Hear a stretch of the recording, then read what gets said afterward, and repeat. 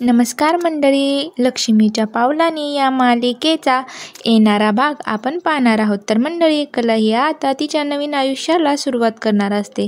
कला म्हणते की पहिलं लग्न ही माझ्या आणि चांदेकरच्या मनाविरुद्ध झालं होतं, पण हे आमच्या मनाप्रमाणे होणार.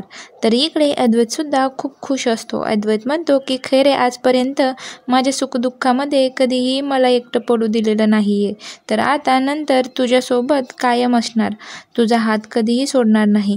तर इकडे संगीत सुरू असते तेव्हा अद्वैत हा त्याचा वेश बदलून तिथे येतो. अद्वैत म्हणतो बस इथे. तेव्हा कला म्हणते तुमचा आवाज असा कसा येतोय? तेव्हा अद्वैत म्हणतो संगीताचा कार्यक्रम होता ना, त्यामुळं झालं आहे.